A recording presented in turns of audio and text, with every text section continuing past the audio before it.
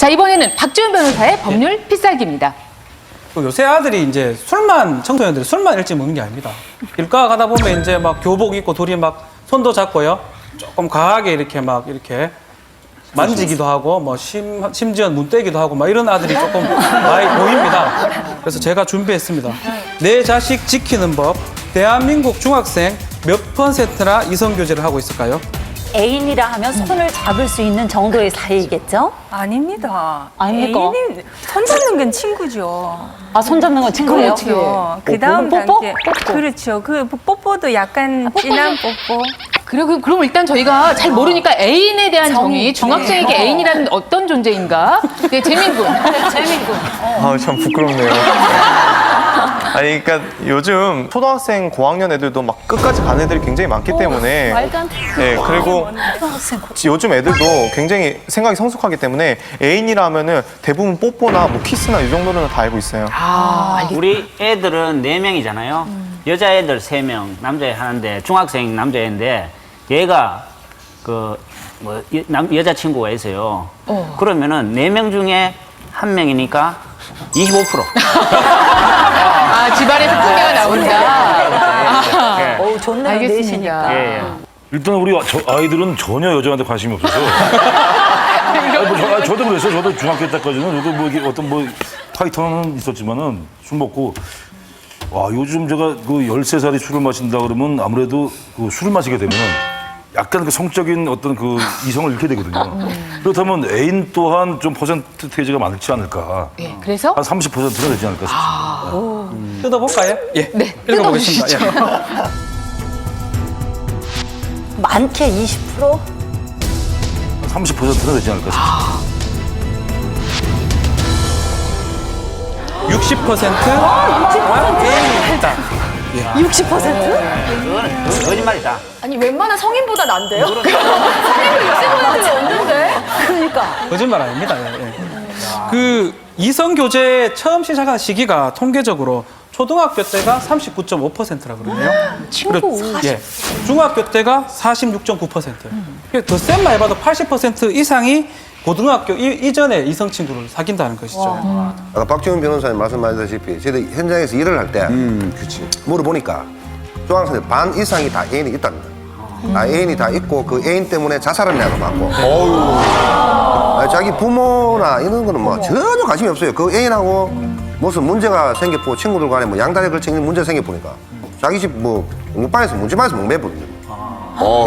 그런 경우가 상당히 많습니다. 현실에서는. 실제로 상담 사례에서도 청소년 아이들 오는 거 보면 지금 얘기하는 거 뭐 뽀뽀니 손잡이 그게 문제가 아니에요. 이성교제라는 개념 자체가 달라요. 그 이성교제라고 사귄다고 하면은 아이들이 보통 관계까지 생각을 하고 있다라는 거예요. 그리고 또 요즘 청소년들의 이성교제 특징이 뭐냐면 굉장히 단발적이에요. 단발적이고 많아요. 가장 문제가 애인이 몇 %가 있다는 게 중요한 게 아니고 이성교제 자체가 성관계하고 직결된다는 거죠. 그래서 이제 또 이 성관계는 또 미성숙한 그 청소년들한테는 성범죄가 될 수 있거든요. 그래서 제가 한번 질문을 드리겠습니다. 대한민국 청소년이 성관계를 시작하는 평균 연령은 얼마 정도 될까요? 평균 연령. 시작하는 평균 연령. 자, 말씀 드릴게요. 뭐 뜸들이지 말고. 그럴까요? 예, 예. 15세입니다. 15세입니다. 이제 문제는 이제 성관계 대상이 60%가 이성 친구라는 거죠. 옛날 같으면 이제 야한 텔레비 아버지하고 보다 보면 야한 게 나오잖아요. 하면 엄마는 막 이렇게 눈 가리고 아빠는 요새는 아들이 웃어버려요. 미성년자 술 먹는 건 법에 걸리잖아요. 근데 이 사실 부모 입장으로 봤을 때는 이 미성년자의 성관계가 조금 더 심각하거든요. 요거는 어떻게 법에 저촉되거나 어떤 네. 그거는 이제 13세를 우리 형법은 기준으로 보거든요. 13세. 13세. 네. 그러다 보니까 13세 미만자끼리 합의해서 성관계를 했다면 소년법에 따라서 무슨 처분 같은 걸 받을 수가 있습니다. 제가 실제로 한 사건이 강남에서 15살짜리 중학생이 자기 아파트 같은 단지에 같은 라인에 있는 초등학교 3학년짜리 여자아이를 엘리베이터에서 만나서 너 내 심부름 좀 해줘야 되겠다 라고 하면서 자기 집으로 데려가서 관계를 하려다가 미수에 그친 사안이거든요. 근데 이제 그 부모님 같은 경우도 사실 학교 선생님이고 이 아이도 중학교에서 성적이 굉장히 좋은 아이고 그런데 이제 그런 사건이 발생을 했었고 결국 그 아이는 이제 형사 처벌도 됐었고 손해배상도 한 5천만 원 정도 해줬었어야 됐습니다. 한 가지 우리가 봐야 되는 게 13세 이제 이상인 사람들이 애들이 성관계를 했는데 그 대가로 뭐 돈이라든지 선물이라든지 이런 것들이 교부가 되면 성매매로 또 처벌을 받을 수 있어요. 그 부분도 짚고 넘어가야 됩니다. 자, 그렇다면 과연 부모님들은 아이가 이성교제를 한다고 했을 때 어떻게 좀 말려야 될까 아니면 두고 봐야 될까 조심스럽죠, 이 부분. 저만 해도 사실은 고등학교 때 이제 처음 들어가가지고 남녀공학으로 갔어요. 그래갖고 이제 그때 이제 처음 만난 이제 1년 선배랑 이렇게 좀 사귀게 됐어요. 사귀게 됐는데 이제 저희 엄마가 이제 성적이 점점 떨어지니까 이제 그걸 아시고 뒷조사를 하신 거예요. 그래서 정말 많이 맞았어요. 정말 머리끄댕이를 잡혀가지고 진짜 집으로 들어와가지고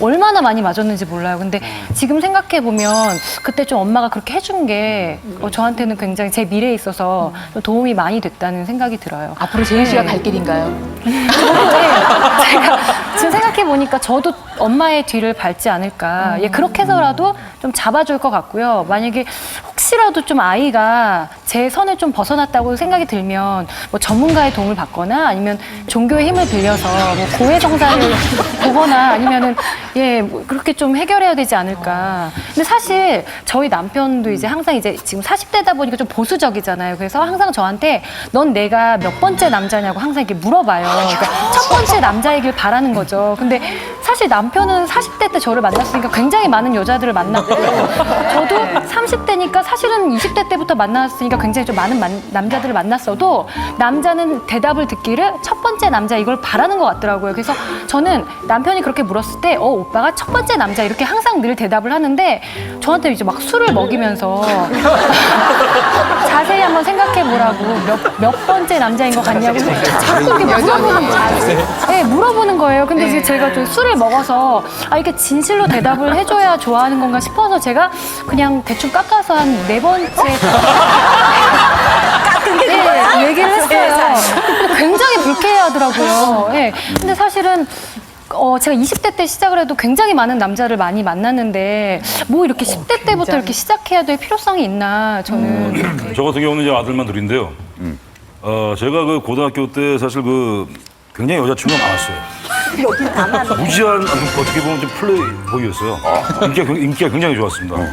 세 개의 여자의 학교에 둘러싸여 있었기 때문에 제 이름 모르면 간첩일 정도로. 그럼에도 불구하고 저는 정말 건전하게 사귀었습니다. 빵집에서 만나고 손만 잡고 다니고.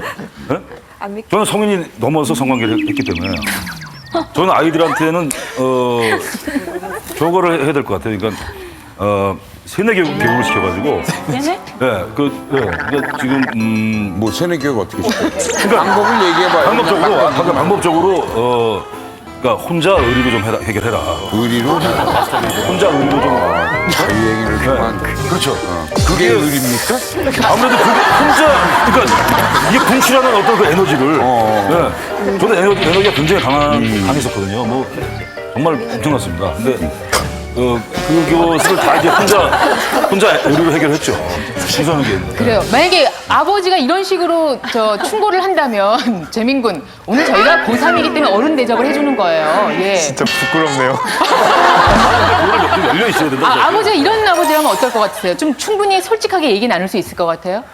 네, 오히려 이 방법이 더 맞는 것 같아요. 그리고 성교육은 정말 올바르게 해야지 형식적인 성교육, 정자와 난자가 만난다 뭐 이런 성교육은 정말 필요 없는 성교육이라고 생각해요. 요즘 성교육을 할 때 옛날에는 이제 정자와 난자 뭐 이런 식으로 성교육을 했는데 이제 학생 주임 선생님들께서 이런 식으로 하면은 교육이 안 된다 해가지고 이제 대걸레를 가지고 오셔가지고 직접 콘돔 끼우는 방법을 알려주셨어요. 근데 이게 정말 맞는 방법인 게 아무도 사용할 줄을 모르고 사용하라고만 하세요. 근데 쓸 줄을 모르거든요. 근데 정말 이런 식으로 교육을 해야지만이 오히려 더 보호할 수 있다고 생각해요, 저는. 실제로 남자애들이 남자의 자기 몸에 대해서 아는 것보다는 여자의 몸에 대해서 잘 알아야 돼요. 그래서 저 같은 경우는 생리 때 이렇게 좀 민감해지잖아요. 그때 야 1m 접근 금지야. 엄마 좀 그렇다. 언제까지 기다려. 딱 이렇게 얘기를 해주고 실제로 생리 때 여자들이 사용하는 거 그 용품에 대해서 얘기를 해줬고 그리고 이제 6학년 때 됐을 때는 아예 방에다가 각티슈를 넣어줬어요. 넣어서 네가 지금 연령대가 이렇고 네 몸이 변화가 이러니까 할 수 있다 몽정. 근데 그런 거 창피한 거 아니다. 자연스러운 거다. 그거 하면은 말해도 돼. 너 이제 성인 되는 거 진짜 남자 되는 거야. 대신 뭘 부끄러워하지 말고 뒤처리 하면 돼. 이걸 씻어. 저는 그렇게 했습니다.